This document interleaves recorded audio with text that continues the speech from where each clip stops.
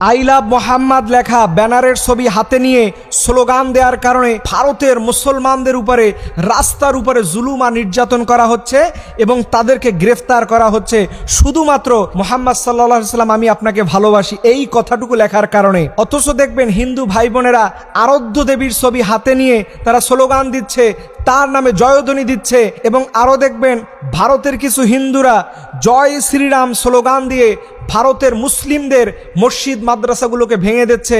এই ক্ষেত্রে পুলিশ তাদের গ্রেফতার করতেছে না। আবার দেখবেন শিখদের ধর্মীয় গুরুদের নিয়ে তারা স্লোগান দিচ্ছে, তাতে কোনো সমস্যা হচ্ছে না। শুধুমাত্র সমস্যা হয় কাগজের মধ্যে একটু লিখছে আই লাভ মোহাম্মদ, তাই সেখানকার মুসলমানদেরকে গ্রেফতার করা হচ্ছে।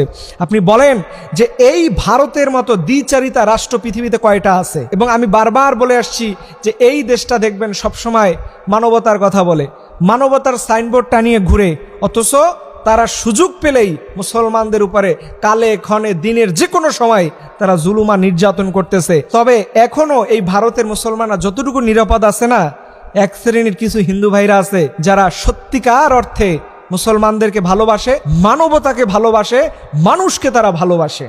আমি বলবো না ডিরেক্টলি সবাই খারাপ। এই বাংলাদেশে আমাদের হিন্দু ভাইরা যারা আছে, আমরা তাদের কাছে চুল কাটি, তাদের দোকান থেকে মিষ্টি কিনি, বাজারে গেলে সদাই করি। এরপরেও দেখবেন কিছু মানুষ বলে কি যে বাংলাদেশে হিন্দুরা খুব কষ্টে আছে। এই দেশে হিন্দু মুসলিমদের মধ্যে কোনো ধর্মীয় পার্থক্য এটা করা হয় না। সে মানুষ, সে বাংলাদেশী, এটাই আমরা বিশ্বাস করি। এখানে সংখ্যালঘু হিসাবে আমরা সাব্যস্ত করি না।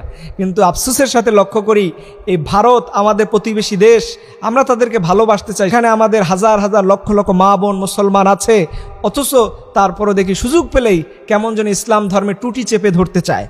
এটা খবরদার। এই ভারতের ব্যাপারে নবী সাল্লাল্লাহু আলাইহি ওয়াসাল্লাম যে ভবিষ্যৎবাণী করে গিয়েছেন, এটি এমনি এমনি আমার কাছে মনে হয় না যে এমনি এমনি করে গেছেন। এর পিছনে একটা গুরুত্বপূর্ণ কারণ আছে। কারণ এই ভারতের এমন কিছু নেতা আছে যারা চায় যে মুসলিম এবং হিন্দুদের মধ্যে একটা ভেদাভেদ করতে। আসুন না সবাই মিলে দেশ গড়ি, আমরা সবাই মিলে এক দেশের মধ্যে বসবাস করি, দেশের উন্নয়ন করি। সেখানে আপনি সংখ্যালঘু মুসলমানদের উপরে কেন এই জুলুম নির্যাতন করবেন? কেন আপনি তাদের অধিকার থেকে বঞ্চিত করবেন? অথচ আজকে ভারত যে ইতিহাস ঐতিহ্যের উপরে দাঁড়িয়ে আছে, তার সম্পূর্ণটাই মুসলমানদের তৈরির উপরে আছে, সম্পূর্ণটাই মুসলমানরা তৈরি করেছে। অথচ আজকে দেখবেন তারা ইচ্ছা মতো মনের মতো খামখেয়ালি করে তারা এটাকে অস্বীকার করে।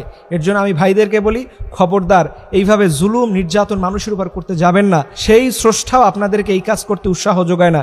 এর জন্য আসুন, ধর্ম যার যার থাকবে, কিন্তু মানুষ হিসেবে সবাই আমরা একসাথেই থাকবো। এটাই হচ্ছে মানুষের দায়িত্ব। আল্লাহ রাব্বুল আলামিন যেন আমাদের সবাইকে ধর্মীয় বিশ্বাসে ধর্মকে পালন করা তৌফিক দান করে। সকল আমিন।